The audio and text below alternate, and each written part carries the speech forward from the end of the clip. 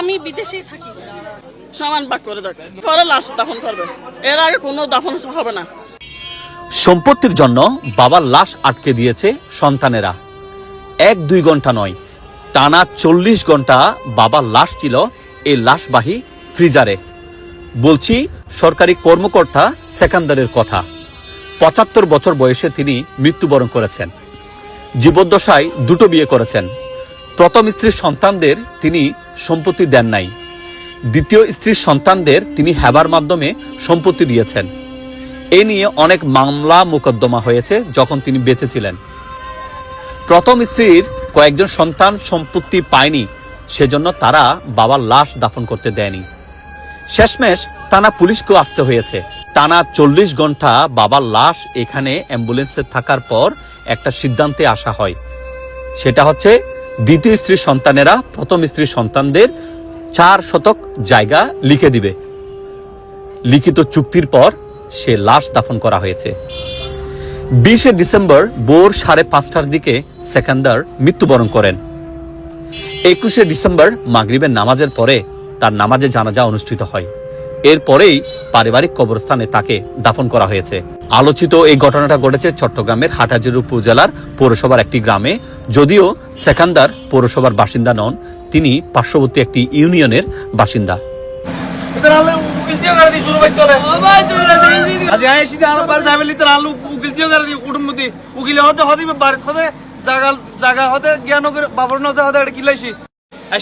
শুধু কষ্ট করে শুধু শেষ যাবে, কিন্তু আপনি যে এটা এর মধ্যে যে এটা আলু উকিল করে মাই স্বপ্ন না ভাবি। আমার বাবা বলছিল অনেকবার, হয় তুমি এমতিয়াজের মা আমার ছেলেকে জায়গা দিয়ে দিও, রাত্রে বলছি সকাল উঠে গেছে। এগুলো 4 বছর আগের ঘটনা। আমরা তো শান্তি চাই, আমরা আমার বাপের ছেলে না, আমরা তো আমার বাপের ছেলে, আমরা আমার বাপের ছেলে মেয়ে 5 জন। ওই আমাদের ঘরে তালা মেরে দিছে ওরা। আজকে আমার বউ 6 মাস ঘুরছে, কেসের ফাইল আছে, আমার বউকে ওরা বাসায় ঢুকতে গেছে 6 মাস আগে আসছে, পরে আবার চলে গেছে 6 মাস ঘুরে গেছে 9 মাসের মধ্যে। আমাদেরকে একটু ঘরে ঢুকাই দেন। আমাকে একটা বছর আমাকে বাইরে রাখছো।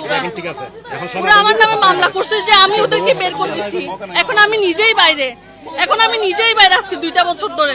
এখন প্লিজ আপনারা আমাকে ঘরে ঢুকাই দিন। এখানে আমার সব জিনিস, আমার সব কিছু আছে। দেখেন, আমি মঞ্জুর মোর্শেদের বউ। হ্যাঁ, আমার মোহাম্মদ সেকান্দর হোসেনের আমি ছেলের বউ, মেজোটা ছেলের বউ মঞ্জুর মোর্শেদের। দেখেন, এটা হচ্ছে যে আমার শ্বশুর এবং আমার শাশুড়ি ছবিটা তুলছে যে ওদেরকে আমরা বের করে দিছি, কিন্তু আমি নিজেই বাইরে।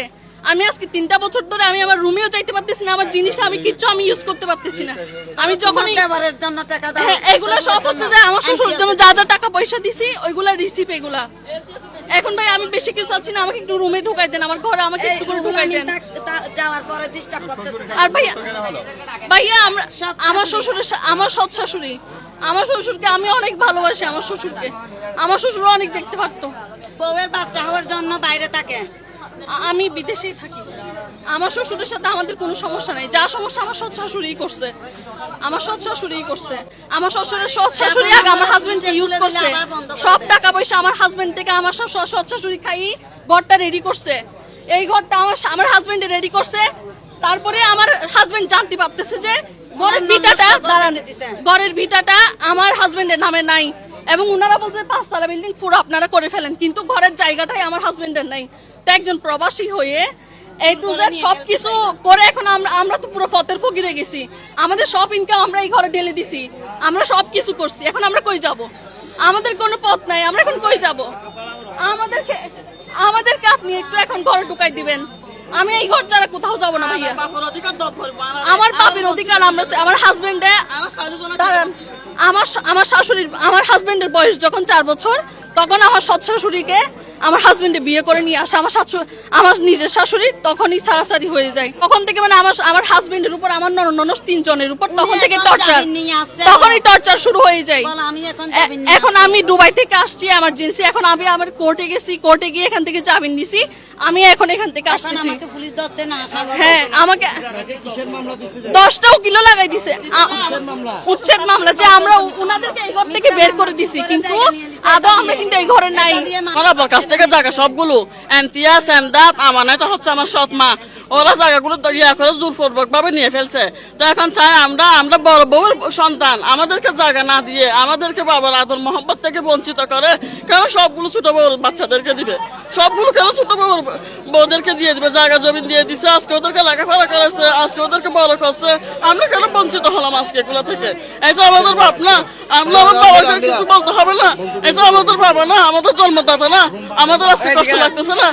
আমাদের কাজকে লেখাপড়া করে না, বিয়ের সাথে দেয় না, আমার চাচারা করছে যে ওরা আমার চাচারা আজকে আমাদেরকে লেখাপড়া করে আমার দুটো বিয়ের সাথে দিছে, আমাদেরকে বিয়ে লাগছে, আজকে কিছু করে না আমার আব্বা আমার সৎ মা, আজকে আমাদেরকে বার করে দিচ্ছে।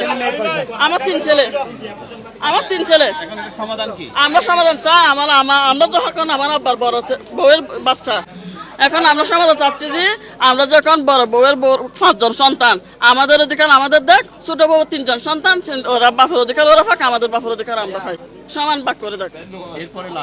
হ্যাঁ, এরপরে লাশ দাফন করবে, এর আগে কোনো দাফন হবে না।